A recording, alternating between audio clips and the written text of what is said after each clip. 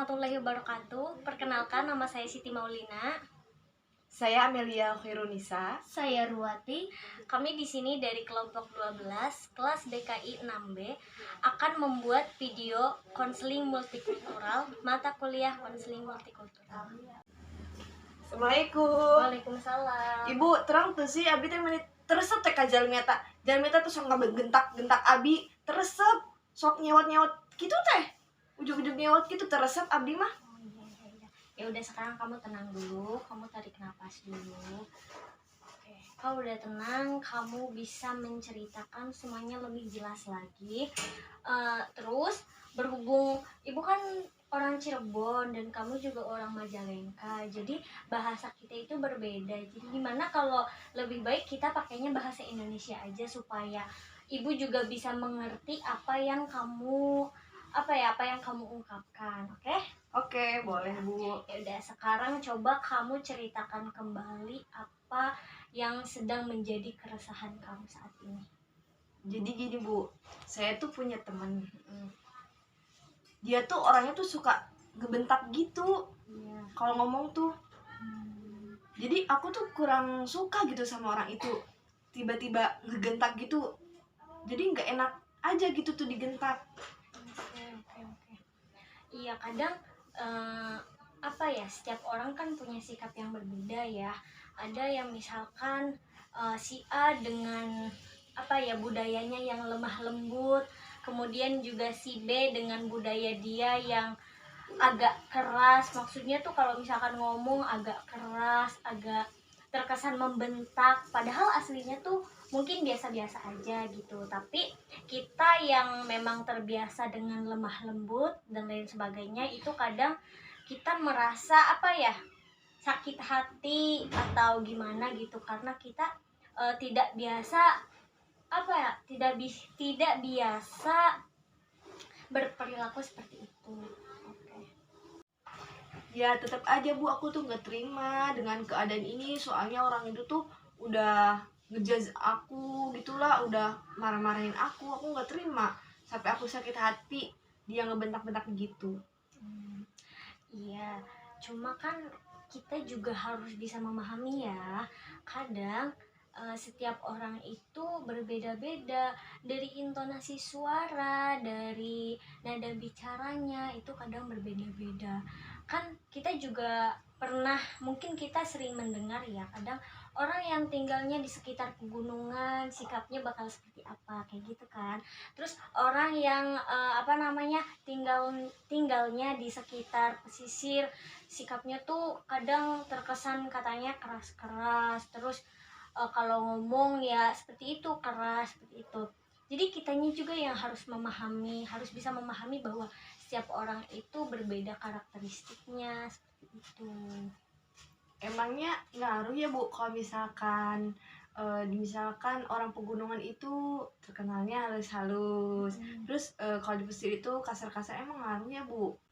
Iya, memang lingkungan itu bisa mempengaruhi sikap seseorang. Atau karena contohnya gini deh, seseorang yang tinggal di lingkungan tempat tinggalnya itu adem ayem, tenang dan sebagainya, dia juga pasti akan terbawa tenang dengan kondisi dan suasana di sana.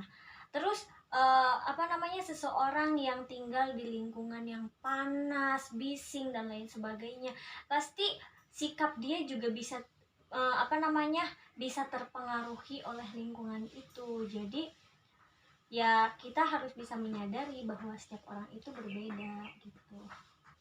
Dan letak geografis juga bisa mempengaruhi sikap seseorang. Oh, jadi seperti itu ya Bu? Iya. Bu, tapi aku bingung cara ngadepin orang itu tuh gimana. Aku kan gak bisa kalau misalkan orang itu kayak gitu terus sama aku. Iya. Ya, cara ngadepin orang yang seperti itu, yang pertama, yang jelas kita harus bisa menyadari bahwa setiap orang itu berbeda sikapnya, berbeda perilakunya, karakteristik dan lain sebagainya. Jadi yang harus kita lakuin itu ya kita sadar aja dulu bahwa setiap orang itu berbeda. Kemudian setelah itu kita juga harus bisa menerima sikap dia yang seperti itu. kadang ada yang memang apa ya, orang itu sebenarnya biasa aja, mau ngomong tuh biasa aja, dia nggak sewot sama kita, nggak apa, tapi ya karena memang nada bicaranya dan lain sebagainya itu memang sudah seperti itu, terkesan keras, terkesan apa ya, ya pokoknya kayak membentak gitu. Kadang kitanya yang ngerasa sakit hati, padahal memang sudah karakter dia seperti itu. Oh begitu Bu. Mm.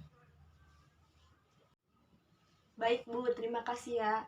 Berarti saya harus bisa memahami sikap orang tersebut, karena kan setiap orang berbeda-beda ya karakternya. Iya, seperti itu, setiap orang itu berbeda-beda karakternya, sikapnya, dan itu tuh kadang dipengaruhi oleh lingkungan sekitar dia juga, atau letak geografis tempat tinggalnya, seperti itu. Jadi kita harus bisa memahami setiap orang. Seperti itu. Gimana, ada yang mau ada unek-unek lagi enggak? Enggak sih Bu, saya merasa tenang sekarang. Saya udah udah dapet solusinya seperti itu. Syukur deh kalau misalkan kamu sedikit lebih tenang. Kamu jangan pernah sungkan ya buat cerita sama saya, konsultasi sama saya, seperti itu. Semoga kamu bisa memahami bahwa setiap individu itu berbeda karakternya. Baik Bu, terima kasih. Iya, sama-sama. Ya udah ya Bu, saya pamit. Terima kasih. Iya, sama-sama. Hati-hati di jalan ya. Ya, Assalamualaikum. Waalaikumsalam.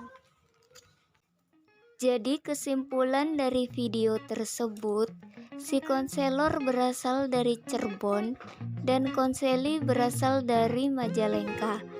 Sehingga bahasa yang digunakan dalam proses konseling tersebut dianjurkan memakai bahasa Indonesia agar dapat dipahami. Permasalahan konseli yakni konseli merasa tersinggung dan sakit hati terhadap cara berbicara temannya yang terkesan galak dan membentak. Lalu solusi yang diberikan oleh konselor yakni dengan memberikan pemahaman bahwa setiap orang itu memiliki sikap dan karakter yang berbeda, dan hal itu dapat dipengaruhi oleh lingkungan sekitar dan letak geografis di tempat tinggalnya.